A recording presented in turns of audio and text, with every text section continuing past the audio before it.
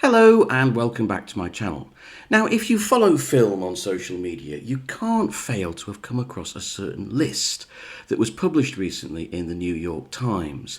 They got to, 25 years into the century, so they picked their 100 best films of the 21st century so far. Now, I did something similar to this right at the beginning of this channel. I did a 3-part series listing my 22 favourite films of the century so far. But what I realised was I finished with Asako 1+2 by Raisuke Hamaguchi, and that came out, I think, in about 2018. So what I thought I'd do instead is I thought I'd do my 10 best films of the 2020s so far, the last 5 or 6 years. Now, when I came to do this list, I thought, am I going to be able to make 10 films? Because I don't watch that many modern movies. And what I realised is that there was quite a lot of movies to choose from. But this list does show my age. I'm afraid it shows that I'm getting a bit of an old man, really, because most of the directors I've picked were active a long time before this decade. I've not picked many new directors, many new visions. These are old directors, are old veterans who are still making great work. So I apologise for that in advance. No better example than my first choice, which is Close Your Eyes, by the veteran Spanish director Victor Errithe, so much of a veteran that he hadn't actually made a film for 30 years, a feature film, before this film came along. He'd only ever made 3 films. He was kind of like the Terrence Malick of Spanish cinema. He made the beautiful Spirit of the Beehive from the early 70s. He made El Sur, The South in the 80s, a very underrated film. And the beautiful sort of quasi-documentary about some guy painting a fruit tree in his back garden, The Quince Tree Sun, which is one of my favourite movies. But that was back in the early 90s. He hadn't made a feature film for 30 years. And then he came back. And this film is the film of a director coming back and looking back on his career. It's an old man's film in some ways. It's about this director who's stopped working, and during the making of one of his films in the early 90s, one of his lead actors disappeared and was never seen of ever again. And this kind of television show is kind of interesting people who disappeared and revives the memory of this incident. And this, in turn, revives the director's memory, and suddenly he wants to find out what happened, and he goes back almost detective-like to meet other people. And this is a film of conversations. It's a film of nighttime conversations between two people, recalling past events, rediscovering each other, finding out about each other. It's a very beautiful sort of twilight film. I find it extremely moving. It's not pacey, it's not action-packed, but it's deeply moving. And I'd highly recommend it. If you're in the mood for something different, slow, languorous, beautiful, it's definitely of that kind of movie.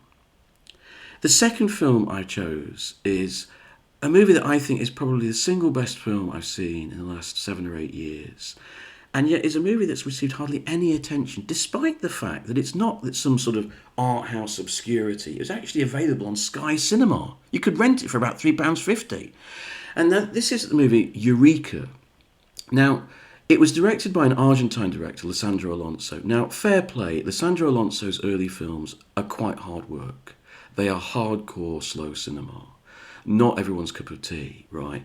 This is probably his most accessible film to date. But having said that, it's an incredibly experimental, virtuosic piece of work. It starts as a black and white western starring Viggo Mortensen, and then it changes.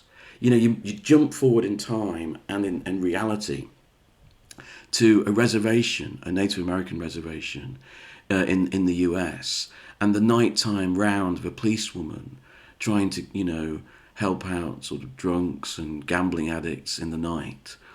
And then it changes into something else. We transfer to Latin America and people being exploited, looking for gold, prospecting for gold in the Latin American jungle. And throughout there's this extraordinary sense of myth, often evoked by a quite brilliant, I think, special effect of this kind of tradition, this local bird which flies between these different zones. I think it's a remarkably ambitious film. And the only reason I can think of why it's been so neglected is political correctness, because this is a white man making a film about the Native Americans, and that's caused some comment over in the US, which I think is just ridiculous. But it's a shame, because this is a masterpiece. It's a film that works on so many levels. It's beautiful, it's mythic, it's kind of clever, it's playing with form and genre. It's doing everything you want in a great film, and yet no one's watching it. I cannot understand why. My third choice is another movie, I'll admit, that not many people will want to sit down and watch, but God, I loved it so much. It's called Malm Croc, which I understand is the name of a place in Romania. It's set in Romania during the winter, and it's about a group of sort of late 1800s Russian aristocrats holding up in this sort of winter house, summer house, winter house, and they just talk philosophy to each other. It's based on a series of philosophical dialogues, which are actually spoken by the actors in full. And what Cristi Puiu, a brilliant director, brilliant Romanian director who's often ignored, because I think his films are quite difficult, quite austere, but what he does is he gets actors to voice these dialogues, these philosophical dialogues, as if they're in a play. And so much of the film is about the choreography of these actors and how they speak to each other, and how, Puyo almost constructs it like a dance of the actors and the camera to get these ideas across. So it's philosophy through movement, through actor and speech. It's quite brilliant. It's 3 hours, 20 minutes long, but I think it's a real masterpiece. It was a film that Puyo had worked on for a long time. He first started this as a sort of theatre workshop in Paris, as I understand, and then he developed it into a film mode. If you've got the patience for it, there's a lot of subtitle reading, guys. Your eyes will be tired afterwards. You have to keep looking at the subtitles and then look at the actors' faces. But if you're prepared to put in the work, it's an incredibly rewarding and beautiful film, I think. Next up, often when I choose modern movies that I like, you'll notice that they tend to be art house or quite obscure. But you know what? I think we've got to this belief that there is mainstream product which is getting a bit dumb, and mainstream movies are all a bit stupid, and then there's this kind of austere, rigorous art house films. My next choice is a film that can be watched by anyone. It's a very accessible movie with a good story, good actors, good, dramatic development with twists and so on. All those things that you want in a good mainstream movie. And yet it's intelligent, moving, and it's as powerful as any rigorous art film. It's made by a director called Koreeda Hirogatsu, a Japanese director who I think over the last 30 years has been one of only about 2 or 3 directors who's been doing this, who's been making strong, accessible mainstream films that can involve anyone, but are thorough and rigorous and intelligent. The film is Monster. It's about a young teenage boy who seems to be rebelling or causing problems or having emotional difficulties at school. And the first part of the film, it's divided into 3 parts, looking at the story from different perspectives, is the mother trying to work out what's going wrong at the school, and if this particular teacher is terrorising her son and making life difficult for him. And that's the start for a journey into discovering who this boy is. It's just so well acted, so well written, and it shows that you don't need to be formally rigorous or, put the audience through it. You can make a perfectly accessible, understandable movie that's hugely intelligent and says all it needs to say.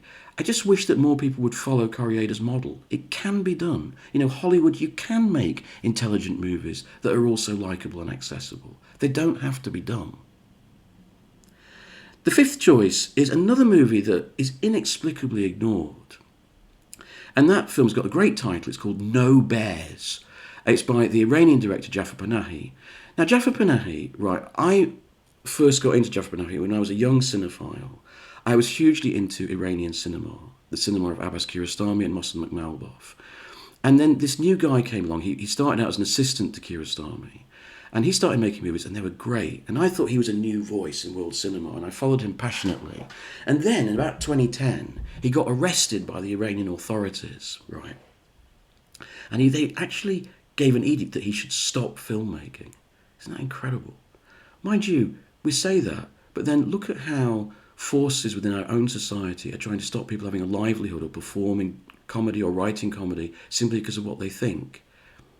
Anyway, but so he got stopped from making films, but he was such an adventurous filmmaker that he still kept making movies. So he was in his flat under house arrest, and he made a film under house arrest and smuggled it out on a USB stick in a cake or something like that, some kind of story like that. But he still, even under the watchful eyes of the authorities, he still kept making movies, and he's still doing it. Some people, Jonathan Rosenbaum, the famous American critic, have bemoaned the fact that Panahi is more famous for being arrested and making films under duress than he was for his original brilliant work.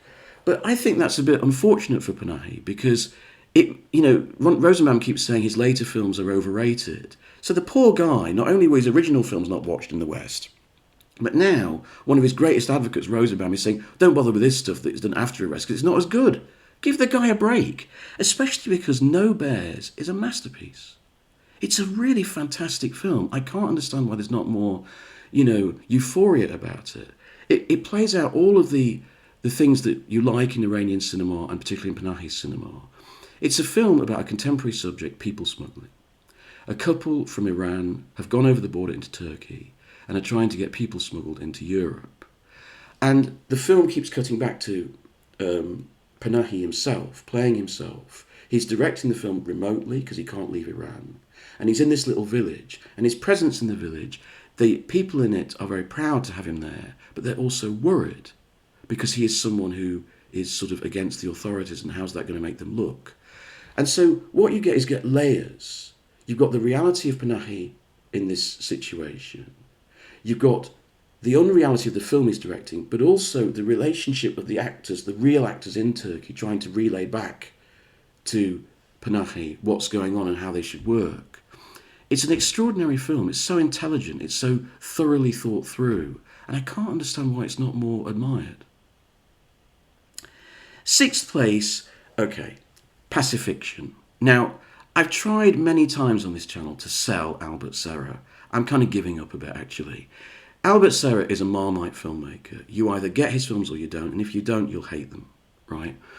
I like Albert Serra, right? He's Catalan filmmaker, and if you've ever seen him present his films, he's a real punk in both senses of the word. So he's sort of like a rock star. He's got loads of rings on his finger and he's suited and booted, And he comes up and he goes, well, this is one of my films and I am a genius and I make great films. That is what you expect of me, better films than other people are making. He's a bit of an arsehole, which I quite like.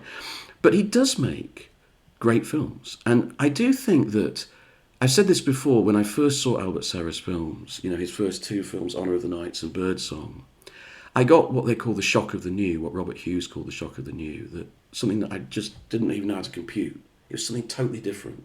And actually every single one of his films makes me feel like that, including Pacifiction. Albert Serra has still got it. Now, on the surface, this seems to be the most literal and accessible of Albert Serra's films. It's about this French diplomat working on a sort of South Sea, South Pacific island, colony of France. And he's in charge of the island, and he quite fancies himself. He's in charge of the local club and the dancers, and he often dates the dancers, and he's got a finger in every pie. But suddenly he realises there's something new happening on the island that he doesn't know about. And that is that a French submarine has kind of anchored or, is off coast, and that they may be going to test another nuclear bomb, and no one's told him about it.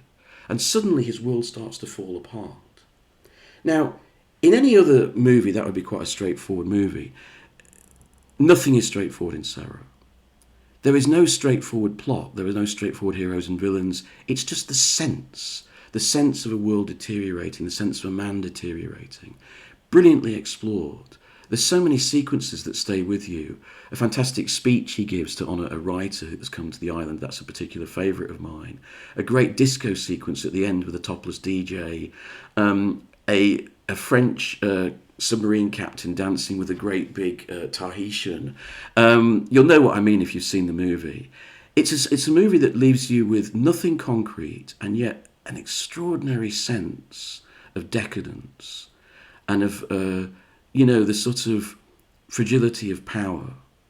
And the best sequence in the film is an extraordinary stunt sequence where the actors get on these little sort of pedalo boats, and they go out and they sort of ride these huge waves coming into the Tahitian shores. So there's a bit of spectacle as well.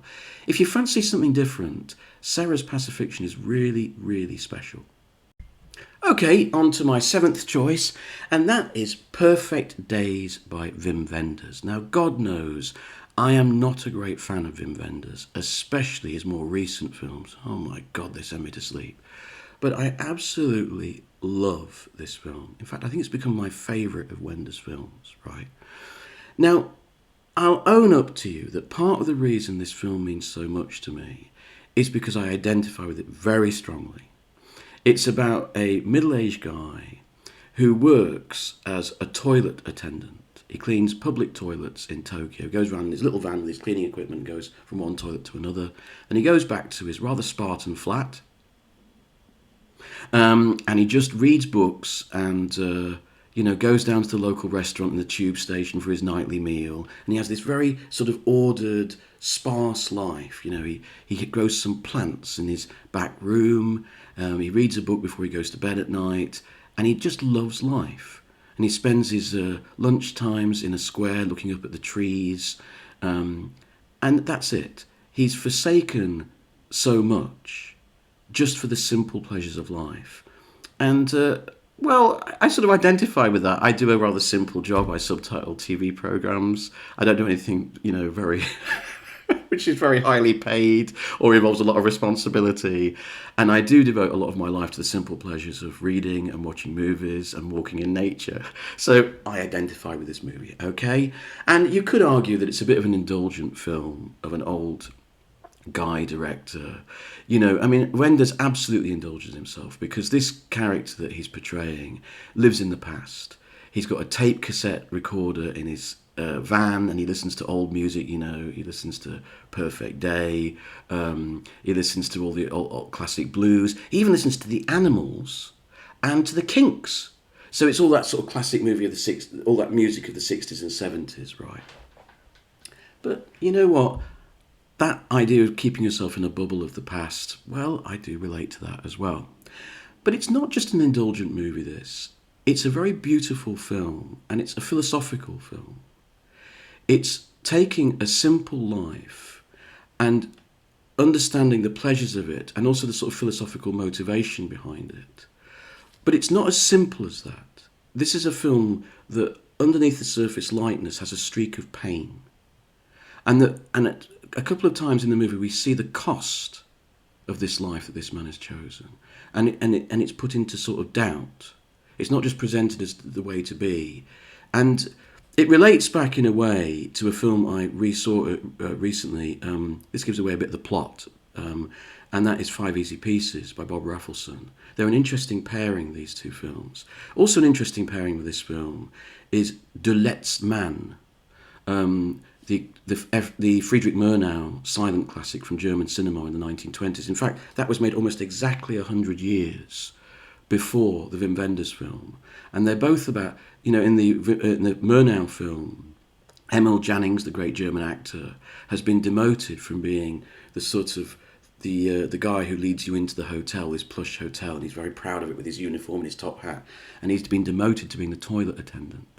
And it would be a fascinating double bill to put these two together, because 100 years later, Wim Wenders also shows this guy who has a suggestion that he could have been something, but he's decided not to be that. And there's a whole different philosophy in Wenders' film. So it'd be a good pairing to put them two together. So it's a simple film which has got a streak of pain, something bubbling under the surface. I think it's a very beautiful movie. And I love its philosophy. I love its view of life. Quick tip, if you watch it, stay till the end of the end credits, because there's actually a shot that is very important to an understanding of the film right at the end of the end credits. I don't like it when directors do that, but in this case you really must see it. I also like the view of life in my next film, and this is a film by a first-time feature director. It's an Australian director called David Easteel, and he made a film called The Plains. And he made this film based on the most banal of things. He used to work as a lawyer. He was a sort of law assistant, really, in this place just outside Melbourne. And every night, one of his older colleagues would give him a lift home. And he decided to dramatise this. And all the film is made up of for 3 hours is a series of rides home through the Melbourne traffic. This guy just listening to the radio or on a phone call to his mother or his family. And then occasionally he's joined by David E. Steele, playing himself really, as a younger colleague, and they have a chat. And I know that might not sound a lot of fun, but I love this film. I love it because it's a brilliant revelation of character. As we sit, the camera sits in the back seat, just looking out the front window. And as we listen to this guy interact with people over the phone and interact with his young colleague, we come to understand who he is. We come to get to know him over the process of these long drives through the Melbourne suburban traffic. I think it's a beautiful film. You know, in its banality, it's somehow kind of very moving. And it's not trying to make any political point or ideological point. It's not trying to poke its finger at the audience. It's just inviting you to get to know 2 human beings. And I admire it for that. Next is a film that just recently I took out a whole video to defend and tell people to go and watch, and that's David Cronenberg's The Shrouds. Cronenberg has not lost it at all. He's still a genius, he's still a great artist, and I think this is his most complex and satisfying film since Existence. Really? I'm not going to talk about it too much here. I'll give you a link to my video about it, but suffice to say it's a film that I absolutely adore. All of Cronenberg's pluses, his great sense of humour, his sense of weirdness, they're all, in evidence. Fantastic movie. Very well acted as well. And finally, I'm going to pick, you knew it was coming, didn't you? I left it till the end deliberately, actually. Hong Sang-soo. The single greatest director currently working, the Korean director. You know what, right? I'm a Hong Sang-soo addict, right? You know, like some people are into cigarettes or gambling. I'm into Hong Sang-soo. And he makes about 1 or 2 films a year. And honestly, I've got a sort of, the DTs if I don't get to see them. If I fall behind, I get worried. When am I going to go and see them, And so each time I see one of his films, it's like a sort of pep up. It really gets me going. It really cheers me up, And, every one of them is brilliant. They're just variations on similar themes. So picking one was impossible. So what I did was I picked the latest one. Because I'm always in love with the latest Hong Sang-soo and how it makes me think and how it makes me recalibrate my whole philosophy about his filmmaking. Now, his latest film, which I saw recently, is called What Does That Nature Say to You? Now, that sounds like a crappy translation of a Korean title, doesn't it? Actually, I think it's a brilliant title because it has a double meaning. What does that, that nature, all that trees and stuff, that's part of the film. But also, it's the nature of the young man at the centre of it and how people respond to him and how people read him. The basic plot is that it's very banal. So a young guy drives his girlfriend, who apparently he's been seeing for 3 years, that there doesn't seem to be much rapport between them. He drives her back to her family home, out in the country. And sort of by accident, they happen to stay the night.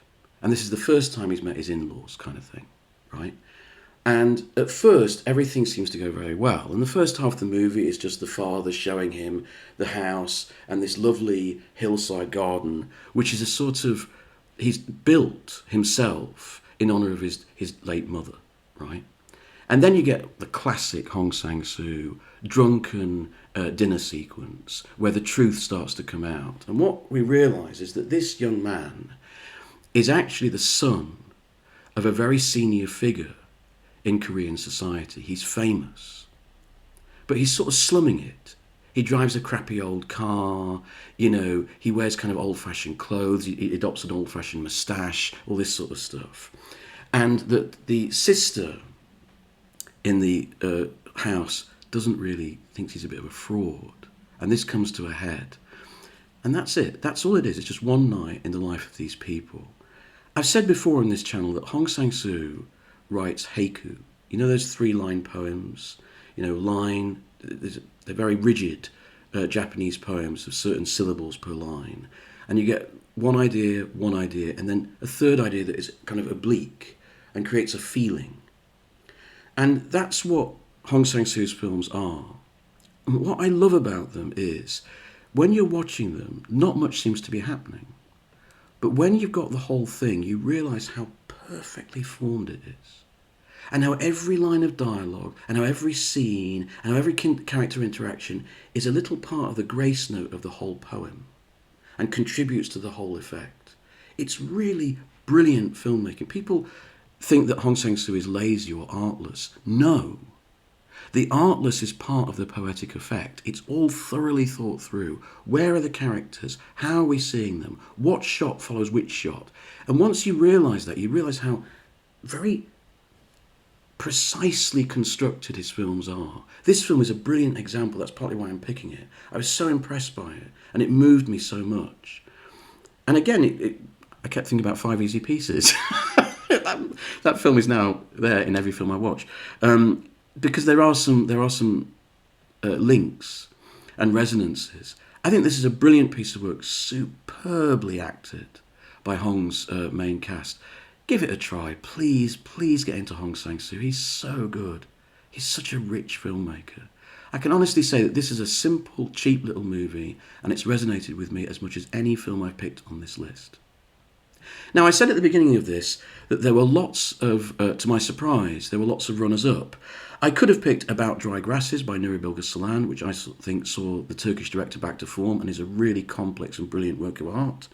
I could have picked Benedetta by Paul Verhoeven, the Naughty Nuns movie. It's great! What is everyone's problem with that movie? It's a full-blooded, rumbustious sex farce all about power. I bloody love that movie. I also could have picked Godland, a wonderful kind of quasi-western set in Iceland, made by a Danish-Icelandic filmmaker, gorgeous cinematography, and a surprisingly intelligent film about faith. Well worth watching if you've never seen it. What else did I think should have been picked? Evil Does Not Exist by Suki Hamaguchi. That's a superb eco-fable and character study. Very, very good. And just for, a bit of guilty pleasure, 2 folk horror movies. In the Earth by Ben Wheatley, and especially Ennis Men by Mark Jenkins. I don't know if you've come across that. So those are my choices. Let me know what you think are the best movies of this decade so far. I'd love to know. Thanks very much.